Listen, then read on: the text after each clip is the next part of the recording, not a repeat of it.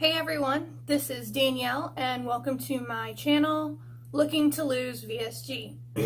This week I am 1 week post-op. That's really exciting to be on the loser's bench, to be talking to everybody about being a week out from post-op. So we'll get started with my stats. My highest weight was in June 2018 at 267 pounds.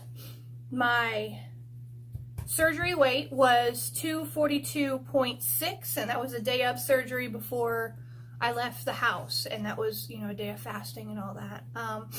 Last week when I did my 3-day post-op, I think I was like 242.2 or something. I don't remember, I didn't write it down. Sorry, there's a little bug flying around. Anyways, so this week I am 235.2. which is a 1 week loss since day of surgery of 7.4 pounds. Wow.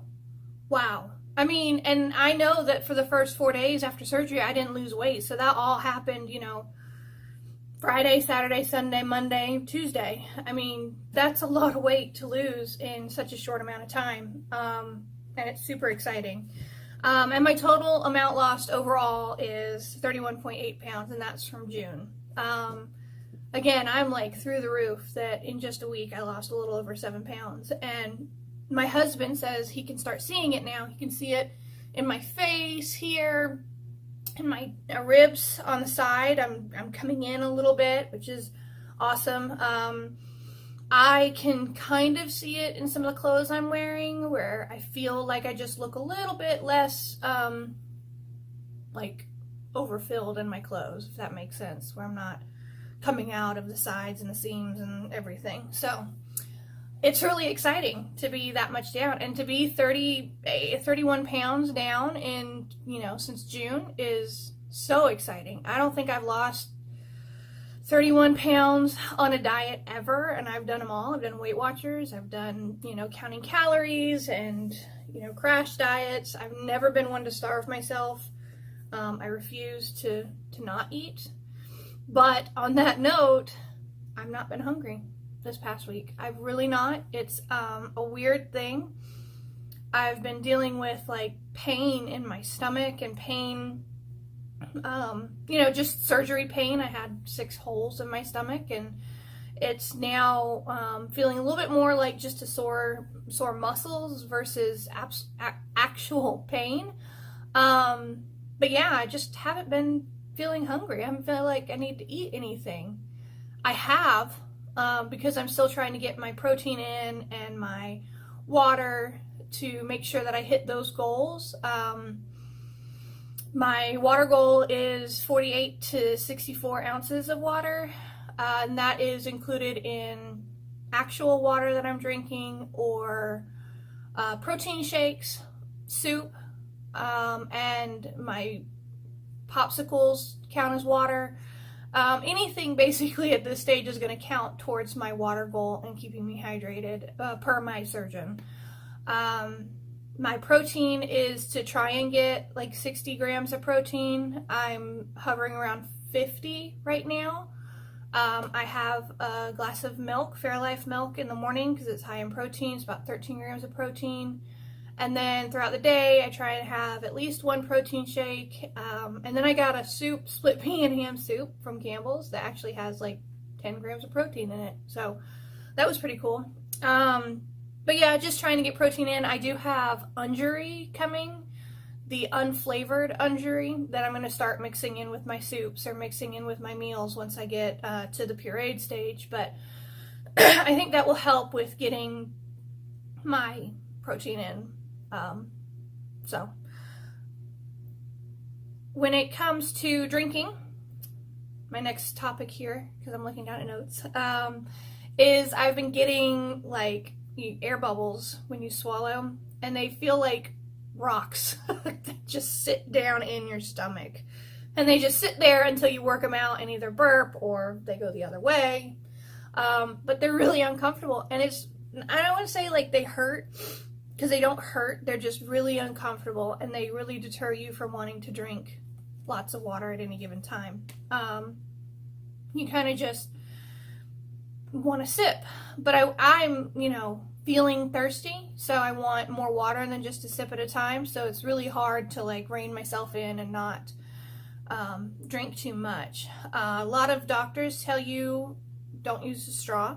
My doctor did tell me not to use a straw, but I asked them, you know, if it works better for me, can I use a straw? And they said, you know, whatever works best, the thing you want to look for is not taking in too much air. I use a smoothie straw, so it's those bigger straws and not the little itty bitty tiny ones.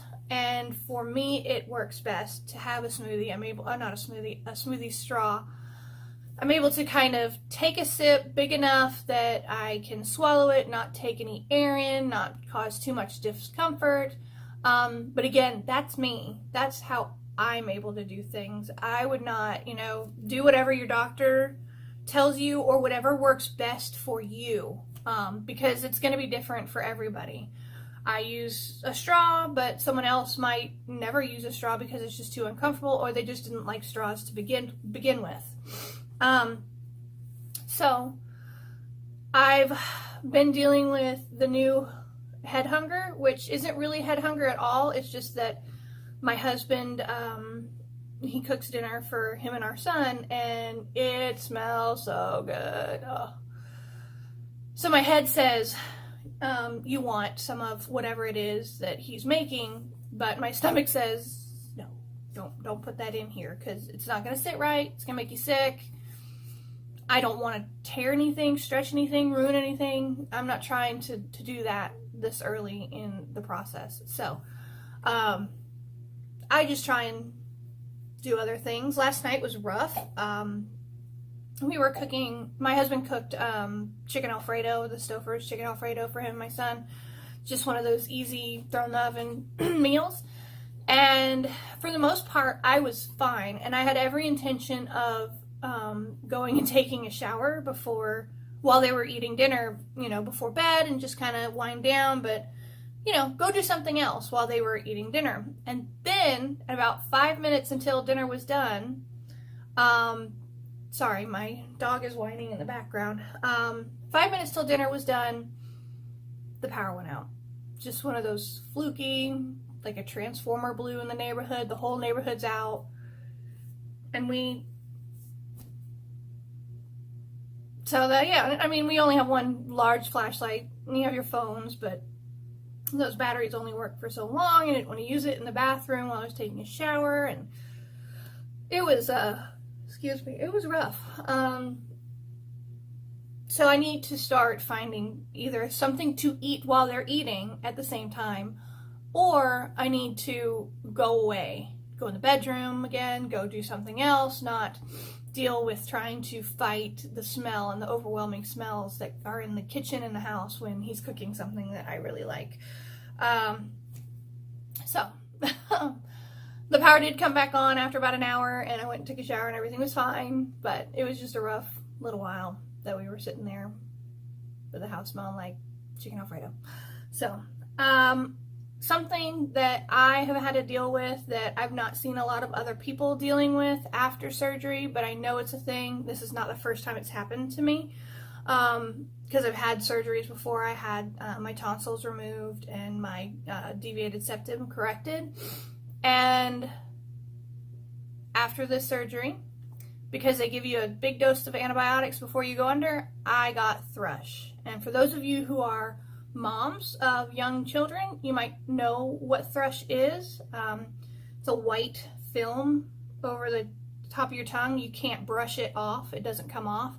And basically it's a yeast infection in your mouth caused by high doses of antibiotics. As a woman, we're really prone to having yeast infections in general. We're women. But this one is in your mouth. So I'm going to give everybody a second to fast forward or whatever it is you want to do, because I'm about to show you what it looks like when you have thrush in your mouth. And keep in mind, mine is in the process of healing, so you'll see blotches of pink and then white in the middle. And that's just from the mouthwash that I'm using that's helping to get rid of the thrush. So I'm going to show you what it looks like.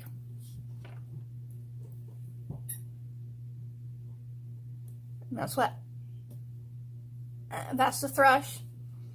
It's, changes the taste of things. It's really not great. It feels like there's something in your mouth all the time. But it is easy to get rid of. It's literally just a antibiotic mouthwash that you swish around and then you gurgle it, and you can either spit it out or you can swallow it. I don't have to swallow this one. My doctor's like, don't put anything in your stomach. You don't have to.